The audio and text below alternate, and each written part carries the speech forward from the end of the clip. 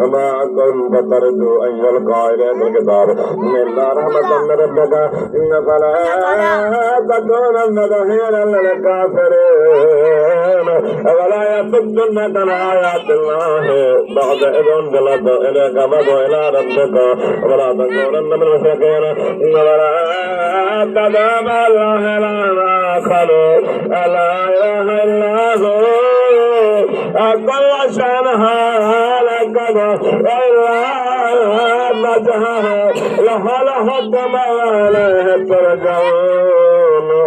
بسم الله الرحمن الرحيم أعلم الله أن يدركوا أن يقولوا آمنا وهم لا يفترون ويتقتلن الذين من قبلهم وليعلمن الله الذين صدقوا وليعلمن الكاذبين حسب الذين يعملون السيئات أن يسبقون ساء ما يحكمون من كان يرجو لقاء الله فإن أجر الله لهو السميع العليم ومن جاهد فإنما يجاهد نفسه إن الله لغني عن العالمين ونكفر عنهم سيئاتهم ونجزي ما في الذي كانوا يعملون الإنسان بوالديه جاهد وكفر بما ليس لك به علما فلا تطعهما مرجعكم فنبئكم بما كنتم تعملون والأمر للصالحات ونذكرهم في الصالحين ومن الناس من يقول آمنا بالله بإذا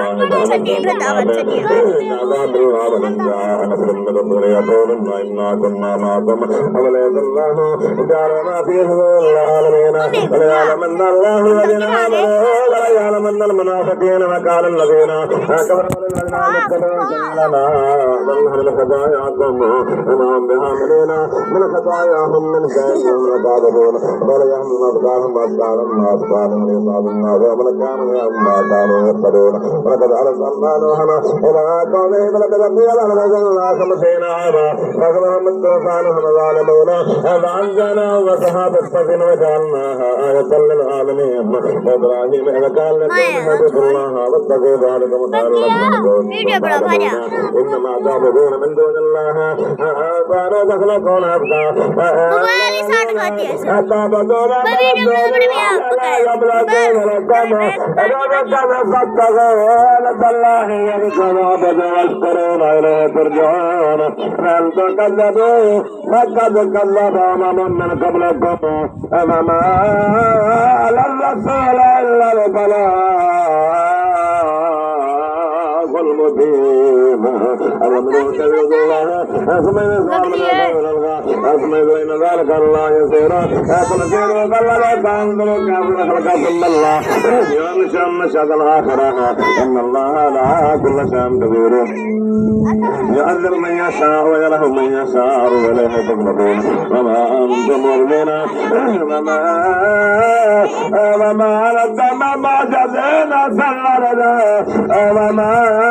لكم بلدوا لله من الجولا ولكم بآيات الله ولكايونا كيسون الرحمن والعالمين وما كان لبابكم إلا مكان فأنجاه الله من النار وفي ذلك الآيات لقوم يؤمنون وقال إن متخذ من دون الله أوثانا ممدد بينكم في الحياة الدنيا ثم يوم القيامة يكفر بعضكم بعضكم بعض ومأواكم النار وما لكم من ناصرين وقال إني مهاجر إلى ربي إنه هو العزيز الحكيم وحمل ذاك يعقوب وجعلنا في ذريته النبوة والكتاب وآتيناه حكمه في الدنيا وإنه في الآخرة من الصالحين ولذلك قال لقومه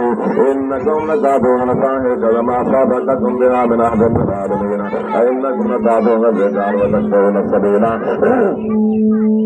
أتأتون في ناديكم منكر فما كان جواب قومه إلا أن قالوا بنا بعذاب الله لكنتم من الصادقين قال ربنا كن لقوم المرسلين فلما جاءت رسلنا إبراهيم بالبشرى قالوا إنا مهلكوا أهل هذا القرين أهلها كانوا ظالمين قالوا إن فيها لوطا قالوا نحن أعلم من فيها لنجينه وأهله إلا امرأته كانت من الغابرين لما أنزل ذكرنا ألا تنسي بهم مذاق بهم ورعوه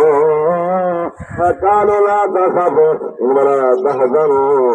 إنا منجوك وأهلك إلا امرأتك كانت من الغابرين